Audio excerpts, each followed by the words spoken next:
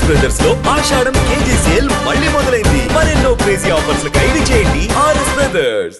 తెలంగాణ సర్కార్ ఎప్పుడైతే అధికారంలోకి వచ్చిందో రాకంటే ముందు చాలా హామీలు ఇచ్చింది. అందులో భాగంగా ఇంకొక హామీ ఏంటి అని అంటే మహాలక్ష్మి పథకం. అంటే 18 ఏళ్ళు పైబడిన అందరికీ కూడా 2500 రూపాయలు మహిళలందరికీ కూడా అకౌంట్లో వేస్తామన్నటువంటి ప్రామిస్ అయితే చేసింది. అంటే ఒక క్రైటీరియా లేకపోతే ఎవరికి ఇస్తాము, నియమ నిబంధనలు ఇవన్నీ చెప్పకపోయినా సరే మేము మహాలక్ష్మి పథకాన్ని మహిళలందరికీ వర్తింప చేయబోతున్నామని ఒక ప్రామిస్ అయితే చేసింది. మహిళలు పెద్ద ఎత్తున కూడా దీన్ని ఆదరించిండ్రు.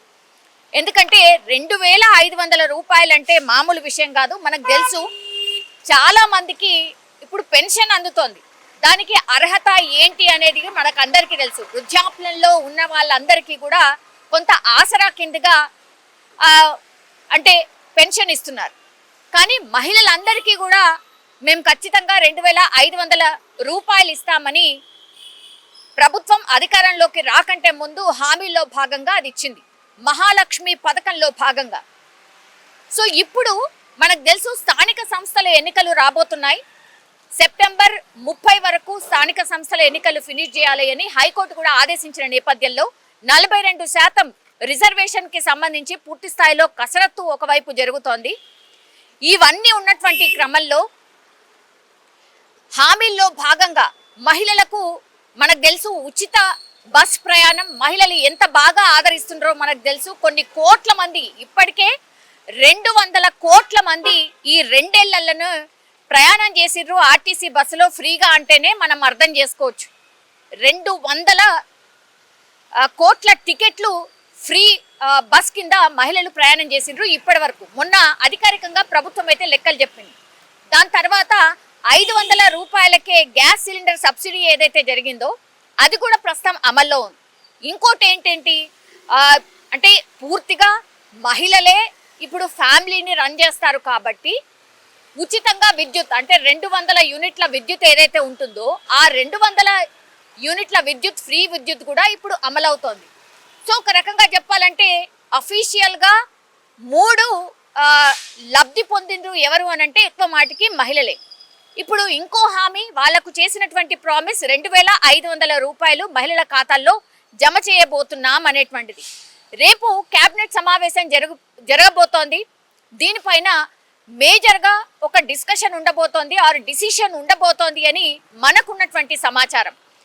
ఎందుకంటే స్థానిక సంస్థల ఎన్నికలు రాబోతున్నాయి కాబట్టి ఈ పథకాన్ని కూడా అమలు చేసిన తర్వాత ముందుకు వెళ్ళాలని ప్రభుత్వం భావిస్తున్నట్టుగా చెప్తున్నారు. ఇప్పటికే సిఎస్ నుంచి పూర్తి డిపార్ట్మెంట్ వైజ్గా కూడా అంత ఇన్ఫర్మేషన్ ఆర్ డాటా తెప్పించుకున్నారు. దీని మీద మేజర్గా డిస్కషన్ ఉండబోతోంది. ఒకవేళ 2500 రూపాయలు మహిళలకు ఎవ్రీ మంత్ కేటాయిస్తే గనక ఒక్కొక్క మహిళ సంవత్సరానికి 30,000 రూపాయలు నగదు అందుకోబోతోంది. సో డైరెక్ట్గా ఇది మహిళలకు ఒక రకంగా చెప్పాలంటే నిజంగా అంటే వాళ్ళే ఉద్యోగం చేసినా చేయకపోయినా అంటే ప్రైవేట్ ఉద్యోగులు నేను మాట్లాడుతుంది, గవర్నమెంట్ ఉద్యోగులకి డెఫినెట్లీ ఈ పథకం అమలు కాదు.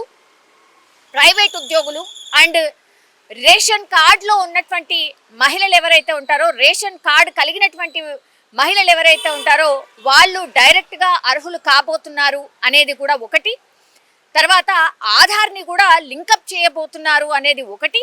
18 సంవత్సరాలు ఖచ్చితంగా నిండి ఉండాలి అనేది ఒకటి.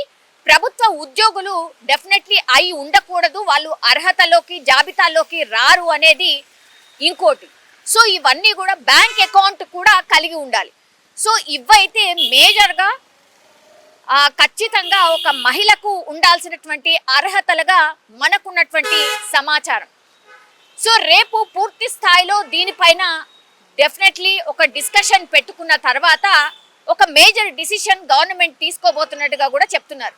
మరి ఇందులో ఎంతమంది మహిళలు లబ్ధి పొందబోతున్నారు, ఎవరెవరు అర్హులుగా ఉండబోతున్నారు, నియమ నిబంధనలు ఏం పెట్టబోతున్నారు అనేది కూడా ఒక పెద్ద ఎత్తున డిస్కషన్ జరగబోతోంది.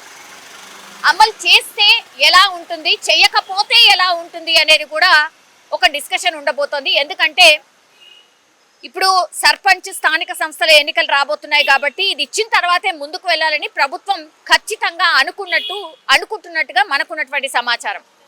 సో రేపు కేబినెట్ మీటింగ్లో ఖచ్చితంగా ఇది ఎజెండాలో భాగంగా ఉండబోతోంది అని ఒక సమాచారం అయితే అంతోంది.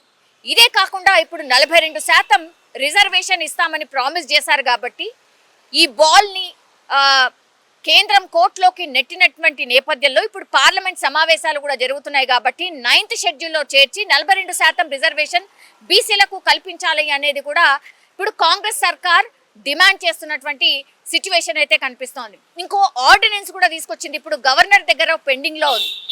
ఇప్పుడు గవర్నర్ టైం తీసుకుంటారా, లేకపోతే ఆర్డినెన్స్ ఓకే చెప్పిన తర్వాత గవర్నమెంట్ ముందుకు ఈ ఆర్డినెన్స్ వచ్చిన తర్వాత డిసిషన్ ఉండబోతోందా, ఆర్డినెన్స్ అసలు చెల్లుతుందా, 42% రిజర్వేషన్ బీసీలకు అమలు అవుతుందా, ఇట్లాంటి రకరకాల చర్చలు అయితే వస్తున్నాయి. సో రేపు పెద్ద ఎత్తున ఈ 42% బీసీలకు ఇచ్చే రిజర్వేషన్ మీద కూడా పెద్ద ఎత్తున చర్చ ఉండబోతోంది. అందరి అభిప్రాయాలు కూడా తీసుకోబోతున్నట్టుగా మనకున్నటువంటి సమాచారం. ఈరోజు సీఎం రేవంత్ రెడ్డి ఢిల్లీలో ఉన్నారు. ఆయన ఖర్గేతో అట్లాగే రాహుల్ గాంధీతోని ఒక డిస్కషన్ కూడా దీనిపైనే చేసినట్టుగా కూడా చెప్తున్నారు.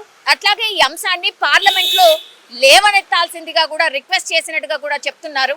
సో ఇవన్నీ ఒకవైపు నడుస్తుంటే ఇంకోవైపు ఏమో రేపు కేబినెట్ సమావేశం జరగబోతోంది సీఎం రేవంత్ రెడ్డి అధ్యక్షతన. కాబట్టి 42% రిజర్వేషన్ ఏదైతే ఆర్డినెన్స్ తీసుకొచ్చారో గవర్నమెంట్, దాని మీద చర్చ.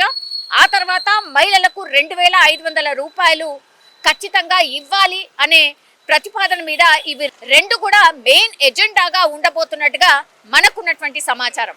మరి చూడాలి మహిళలు ఎవరెవరు అర్హులు కాబోతున్నారు, నిబంధనలు ఏం పెట్టబోతున్నారు అని మహిళలందరూ కూడా ఎదురు చూస్తున్న సిచ్యువేషన్ అయితే కనిపిస్తోంది.